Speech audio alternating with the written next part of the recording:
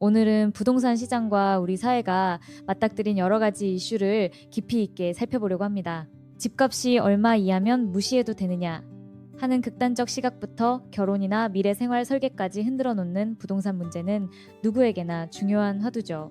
한때 부동산만 사면 무조건 오른다라는 인식이 강했지만 과연 앞으로도 그런 흐름이 계속될까요? 또 미래 세대가 맞이해야 할 경제, 인구, 교육, 사회적 변화는 부동산 가치에 어떤 영향을 끼칠까요? 오늘은 이 복합적 질문들에 대해 다양한 연구와 통계 자료를 바탕으로 좀 더 통찰력 있는 시각을 공유해 보려 합니다. 우선 부동산은 단순히 집을 사고 파는 문제가 아니라 사회, 경제, 정치, 교육이 얽힌 종합적 이슈라는 점에서 출발해야 합니다. 왜냐하면 우리가 살고 있는 환경, 인구 구조, 세대별 소득 분포, 교육 수준, 직업 안정성 모두가 어느 한쪽이 바뀌면 연쇄적으로 움직이기 때문이죠. 특히 한국 사회에서 주택은 단순 주거를 넘어 자산 축적의 수단이자 미래의 불확실성을 대비하는 보험 역할을 해왔습니다.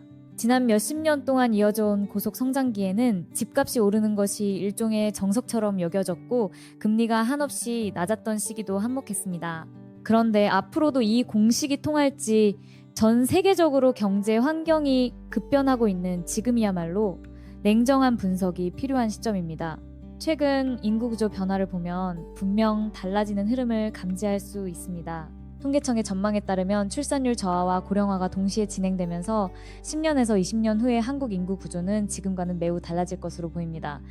특히 2030년대 중반 이후에는 생산 가능 인구 감소가 뚜렷해져 노년층 비중이 크게 늘어날 거라는 분석이 나오죠. 이미 지방도시나 중소도시 중에는 인구 부족으로 인해 주택 수요 자체가 줄고 있는 곳이 많습니다.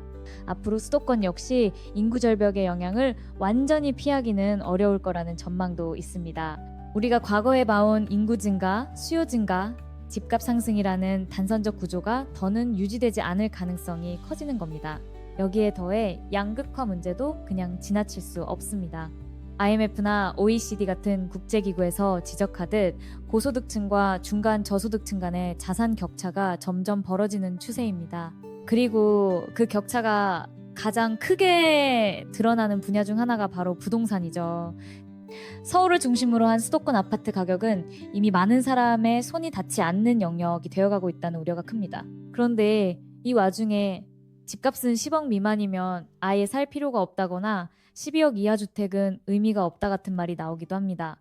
사실 이는 극단적인 시각일 뿐 아니라 실제 많은 사람들의 현실적 상황과도 거리가 있습니다. 그러면서도 집을 사야 하나 말아야 하나 망설이는 젊은 세대에게 이러한 무심한 발언들은 상실감을 주죠. 무엇보다 중요한 점은 부동산이 이렇게 투자 대상으로 각광받는 이유 중 하나가 미래에 대한 불안과 연관되어 있다는 사실입니다. 우리 사회에서 집이 있어야 안정된 삶을 영위할 수 있다는 인식, 그리고 집을 사두면 일단 오르는 자산이라는 공식이 너무나 강하게 자리 잡고 있죠. 그 결과 출발선이 다른 계층 간에는 부동산 보유 여부가 절대적으로 유리함을 의미하게 됩니다. 결국 그 차이가 세대 간의 결혼 시점, 육아 계획, 소득 수준 등에서 더 크게 벌어지는 구조로 고착화되는 것입니다.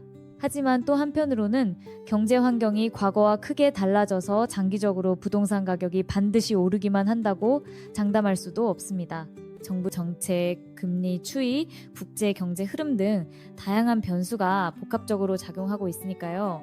요즘엔 금리가 예전처럼 낮지 않고 글로벌 자본시장의 변동성이 커지면서 대출 부담이 증가하는 추세입니다.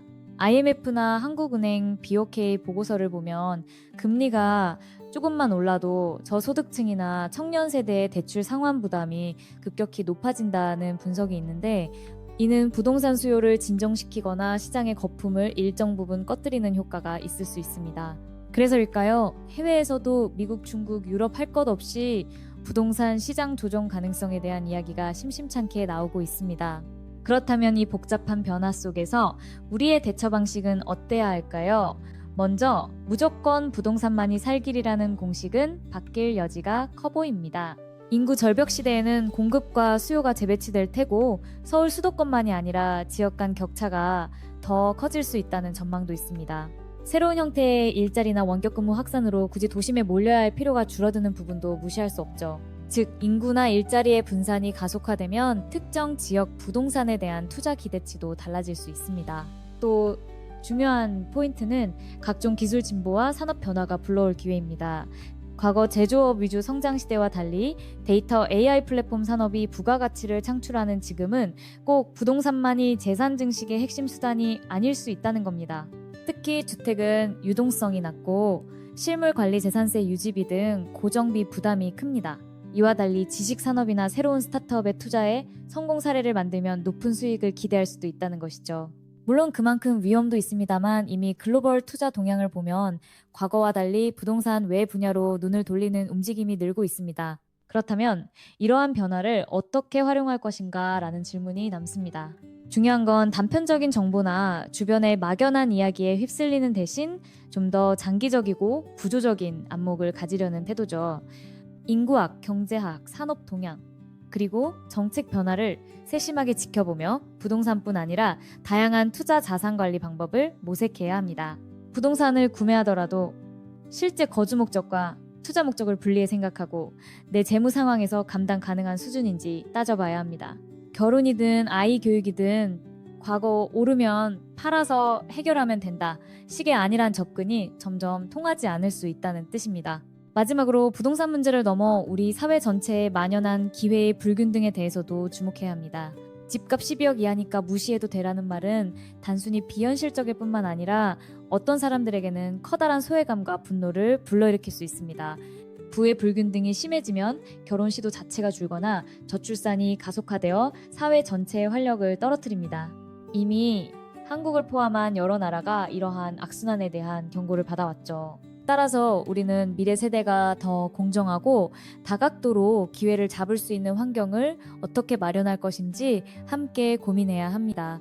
교육정책부터 지역균형 발전, 금융규제나 조세제도에 이르기까지 부동산 문제는 결국 사회 전반의 설계와 밀접하게 연결되어 있으니까요. 정리해보면 지금 우리에게 놓인 부동산 이슈는 크게 세 가지 키워드로 볼 수 있습니다. 첫째, 인구구조 변화와 지역 간 수요 재편. 둘째, 자산 양극화에 따른 사회적 불안과 기회의 불균등. 셋째, 새로운 기술 및 산업 등장으로 다양해지는 투자와 성장의 기회. 집값이 계속 오를 거라는 막연한 믿음보다는 이처럼 달라지는 큰 흐름들을 함께 고민하는 자세가 필요합니다. 이제 집이 있어야 인생이 풀린다라는 구시대적 공식에서 벗어나 적정 시기에 적정 자산을 어떻게 마련하고 또 어떻게 운용할지, 어떤 산업 분야에 미래가 있을지를 두루 고민해봐야 하죠. 오늘 이야기가 조금이라도 여러분의 시야를 넓히는데 도움이 되었길 바랍니다. 단순히 지금이라도 집 사야 돼? 라는 질문에서 멈추지 않고 더 큰 그림 속에서 미래를 설계해보려는 분들에게 이 내용이 유익했으면 좋겠어요. 언젠가 인구구조, 경제정책, 기술 진보가 크게 교차하는 시점이 오면 지금의 판단이 여러분의 삶의 방향을 크게 바꿀 수 있습니다. 이런 관점에서 부동산은 분명 중요한 요소지만 그것이 전부도 아니며 동시에 불평등 문제 해결이나 청년 세대의 기회 확장을 위해서는 사회 전반이 체계적으로 협력해야 한다는 점을 꼭 기억해 주셨으면 합니다.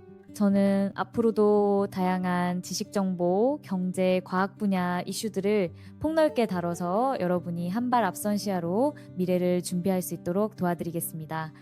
오늘 영상이 도움이 되셨다면 구독과 좋아요, 알림 설정 부탁드립니다. 함께 더 나은 미래를 그려나가 보자고요. 감사합니다.